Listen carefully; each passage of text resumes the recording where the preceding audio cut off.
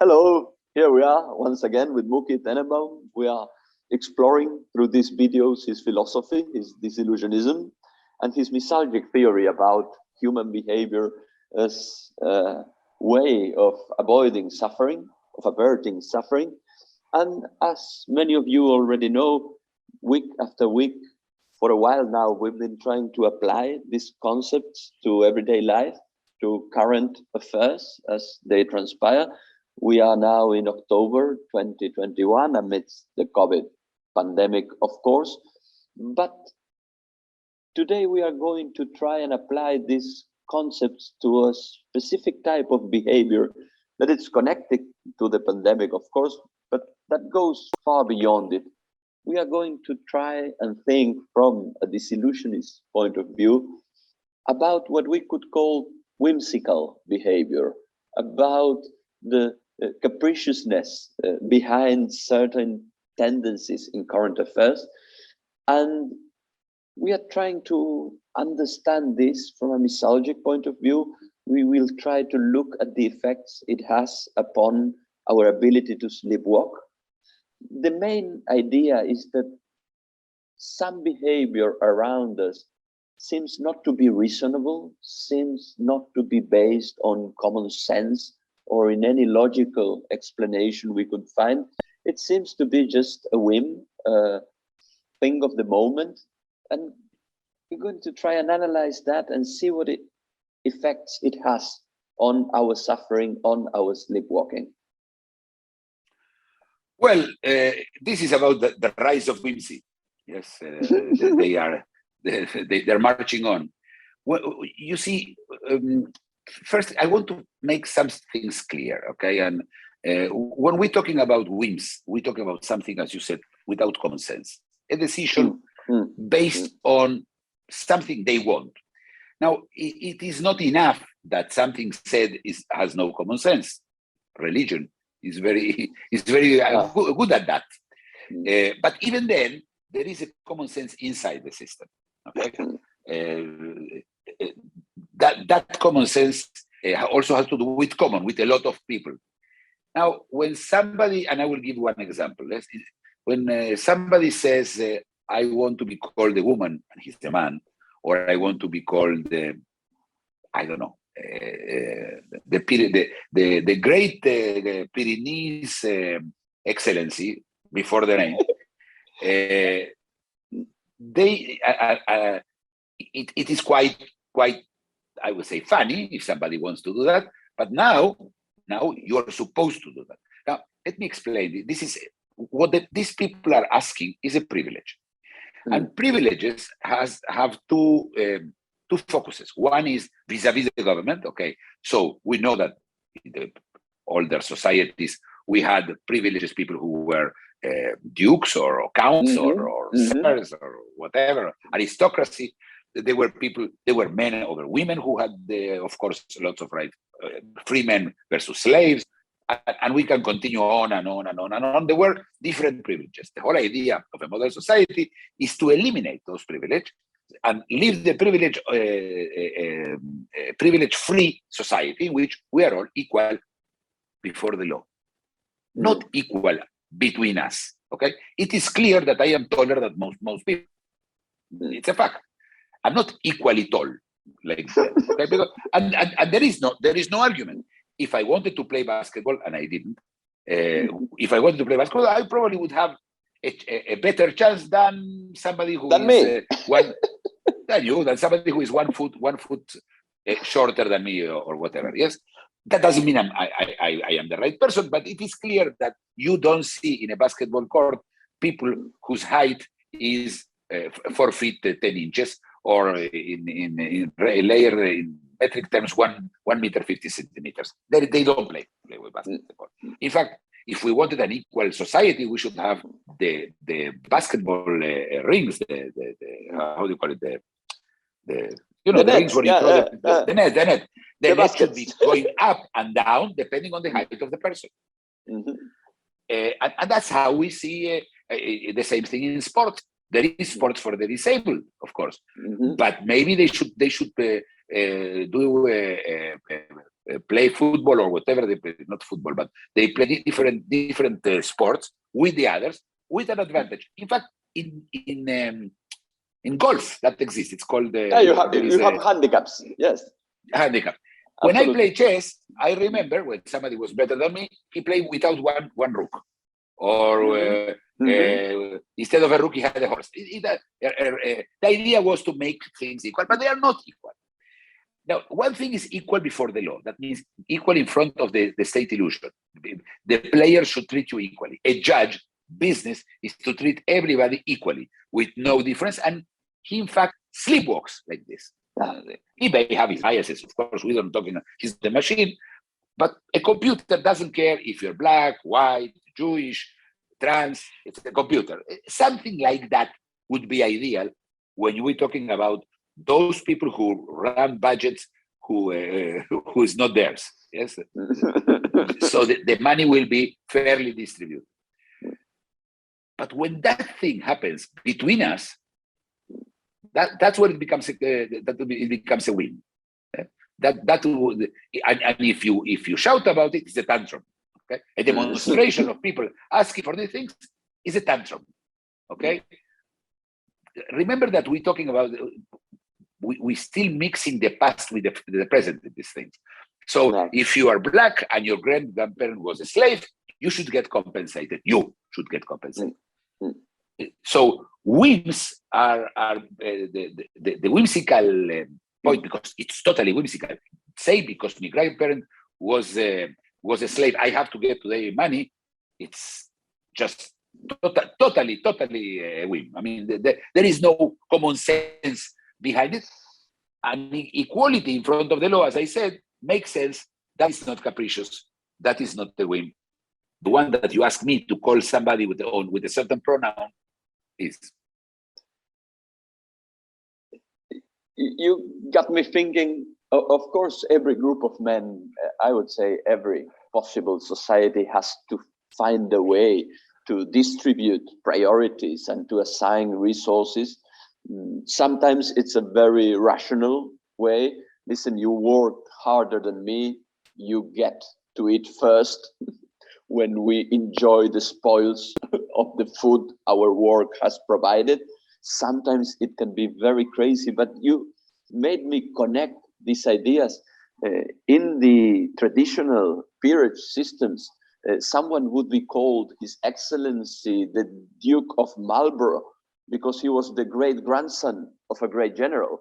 He had nothing at all. But being the great-grandson of a great general, he was entitled to be acknowledged as the Duke of Marlborough, and this brought with it lots of privileges. In a way, there's a similar connection here when I'm entitled to certain benefits because my great-grandfather, in this case, was not a great general, but suffered dearly under the oppression of his masters or whatever. So in a way, I think maybe what you describe as a modern society, the society with no privileges whatsoever, where we are all equal before the law, it might be thought of as a sort of interval, as a parenthesis, where you had before that societies with lots of arbitrary privileges. And maybe we are heading back into some sort of capricious and whimsical privileges in the societies of the future. My question is, how do you see this vis-a-vis suffering, vis-a-vis sleepwalking, and the main tenets of your theory?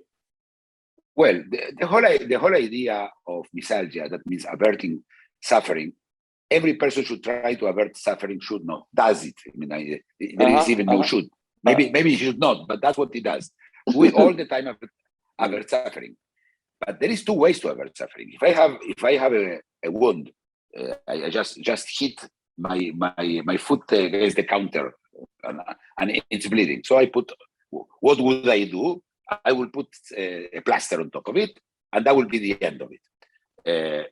Or I could hit somebody because I'm angry that I hit. Yes, I mean, the question is, does the mitigation of my suffering make somebody else suffer? The answer is the mitigation of the welfare system is based on that. exactly on that. Somebody else has to pay for you being helped out of poverty. That's the idea. But even then, it is done by law in a system in which my money is being taken under certain conditions, in certain circumstances, with a certain limit, yes, and that will go to the government to use it in the manners that they have published in a budget, including welfare.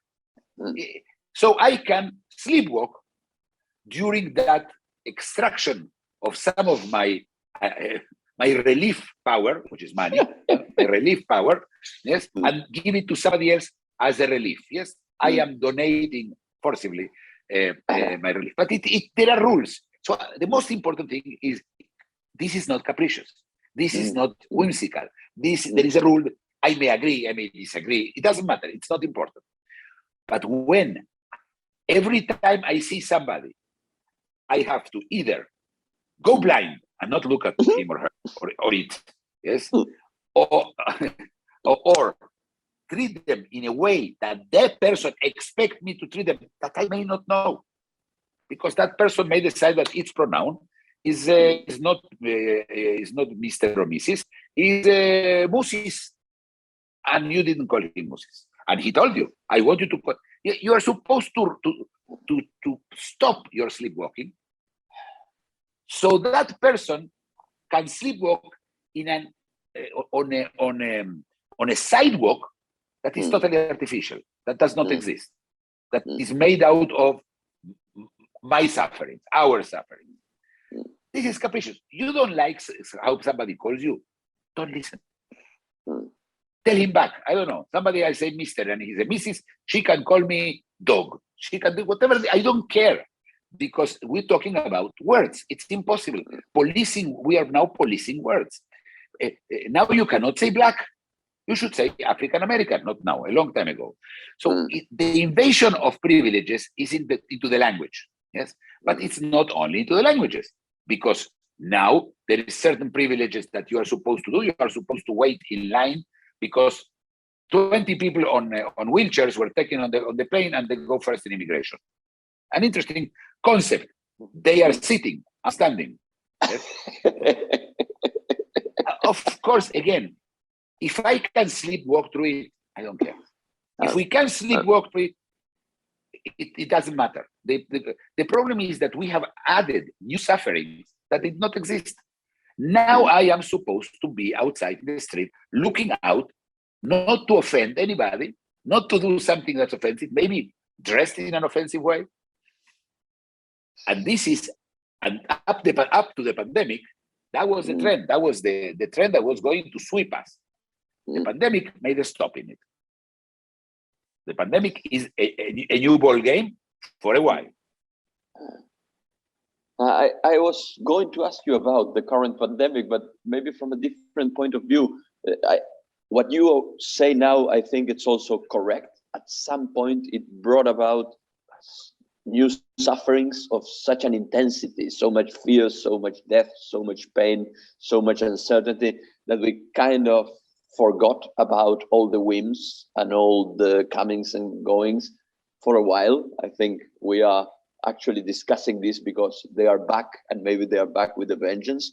But what I was going to ask you was, during the management of the pandemic, at least in many countries, at least in many regions, weren't there situations in which these whimsical aspects, this sort of frivolous, illogical behavior became apparent from the way the governments were behaving, from the way policy was being conducted? And didn't this affect sleepwalking in this same way that you are describing? Absolutely. At the beginning of the pandemic, the first 3 months, nobody knew what to do, and all mistakes should be forgiven. They were trying to do the best they could. Once they knew what we were talking about, certain steps that took almost every government in the world become simply the result of a whim. It's a whim. The government says, now you can go out in the street, you have to go with the mask, even if you're by yourself. Maybe somebody will come and you may not know and you don't have the mask. So it's a whim. They didn't come to tell people, listen, there is people who put the mask. When you start seeing people put the mask on, that's why, because people are contagious. Not they are. The rules were different in different countries, in different cities, even in different quarters in the same city. They were totally decided on a whim, and people started feeling that, and they told the governments, you are whimsical. So what governments are doing now? Oh, that's very interesting. They are doing two things. The first one is stop talking about the pandemic. Pandemic is over. Some of them even declared it. Pandemic is over. That's it. And they have brought back these all arguments about trans, about the right of women, about the blacks, about the Jews. I don't care about any minority you want to think so, to distract us from the issue. They don't want the pandemic is going to end when people were not going to talk about it anymore. They're right. Or not. We will see. But that's what they are doing.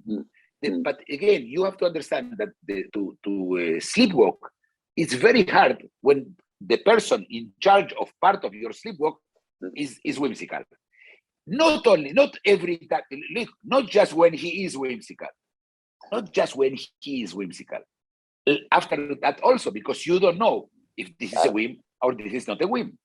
And they, I think, one of the way to know if somebody is behaving whimsically is do as I say, not do as I do. Very common.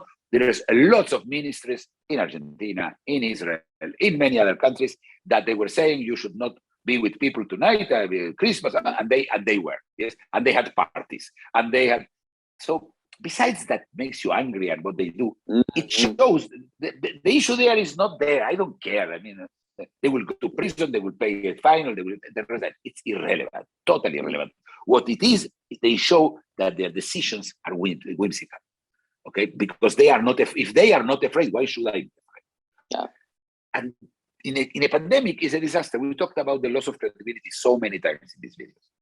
This is one of the reasons they lose credibility. They keep on inventing things, and countries that are doing exactly the opposite one from the other, the results are being sold as the result of that, which is not, of course. Correlation is not causation. And this is a rule you should, as a good disillusionist, you should always keep in mind. Correlation is not causation. There may be causation that doesn't prove causation. And that's what they are trying to do. So it's whimsical science. Do you understand that now they and then you have creating the new privileges. Look, even in the pandemic, those who are vaccinated have a green passport. They can go to restaurants, they can do this. Depending on the country, depending on the city, and many countries you cannot go in. Switzerland, Italy, France, Spain. You just cannot sit in Israel. You cannot sit in a restaurant if you don't have a certain vaccinations.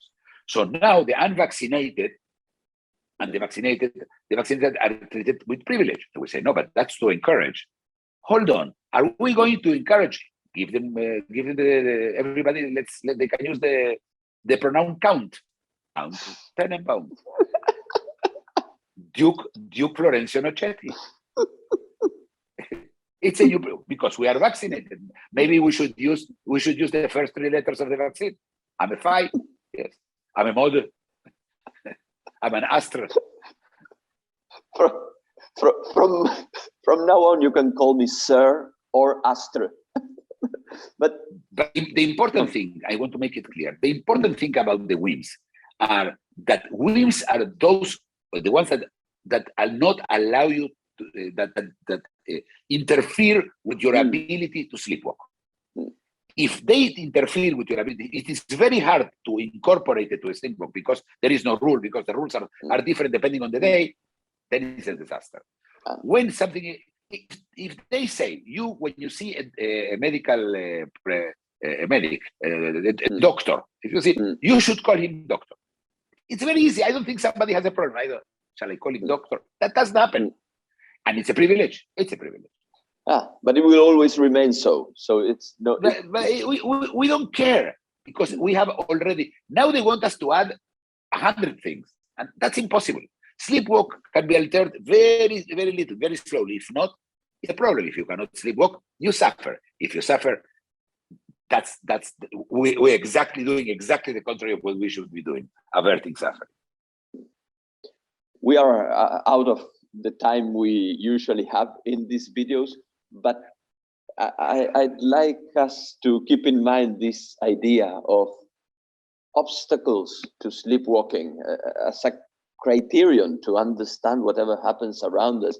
And if we can think about whims in that way, I think there's a lot to be gained for analysis. Listen, this is not allowing me to sleepwalk, and I'm going to react. I don't know in which way. How do you see this in the near future? I think what you described as a loss of trust, a loss of confidence is part of what's going to happen. If I see the government behaving in a whimsical way, if I see others around me having different whims every single day, the chances are I will stop paying attention to them. I don't see how we can function with each other at an individual level and at a social level if this is what's going to happen, if we are in fact before the rise of the whimsical. I'm afraid we are walking into a trap, a social trap, and the social trap comes from justice is blind. It even appears with blindfolded. What these kinds of whims it's promoting is blindness from our side. So I should not look at a woman with a big how do you say that escote? I think it's cleavage. Is that a word? With a prominent cleavage, or a person who has an infection in his face, or a person who everything that your eyes normally fear to. Why? Because it's different. Because it wakes you up from sleepwalking. You do this and then you continue. Yes. But if you cannot look at that, if you have to be blind to be able to sleepwalk, have you ever tried to walk with your eyes closed? We will have, more than everything, we will be continue what the pandemic made clear. Continue the more and more feet apart from each other. Yes, we will become little islands. Yes, in which that way, I when I was in Japan, one of the things that you notice is every time you ask a Japanese person to go for a certain directions, that person feels obligated to go with you. So if they don't know where you're going, they will take you to a train station because they think every foreigner has to go to a train station. If not, they walk with you, 5-6 kilometers. Those people. So what do they do? So to avoid that, what do the Japanese do? They don't look at you in the street when you try to ask a question. They just, the only way, you have to really stand in front of them, which I can do because he cannot pass. That way you can force him. But they have already they have blinded themselves. Yeah. And that's what will happen. So it will happen exactly the contrary. If you wanted the trans people or any other minority to become part of the society, the way is not to be blind to them, but it's just to make them part of the rest. A trans becomes a problem once I have to address it in a certain way. So I don't address it, I don't see them, I don't go where there are trans, period. End of story. This is what I'm afraid of. It might as well backfire. We will always sleepwalk. The question is how complicated, how limited will be our sleepwalk. Milton Friedman has a beautiful picture about a football game. He's explaining inflation. He says people are watching a football game sitting, suddenly some people start standing, then everybody stands, and everybody's watching the same game standing. That's how we call inflation. And that's what I call an inflated sleepwalk. Yes, we will start doing things so we don't see each other, and things will become really, really much less comfortable. And we have achieved nothing. Probably we have achieved even the contrary of it. You don't like people with privileges. Nobody does. Yeah. Nobody does. Yeah. So you're already creating a dislike. Yeah, from it's really dangerous what they're doing, and but we will always sleepwalk. That I have no doubt. We will find a way to sleepwalk. We'll see which way we find. Thank you very much, Mookie. See you next time. See you next time. Goodbye. If you enjoyed the video, please like it, comment and subscribe.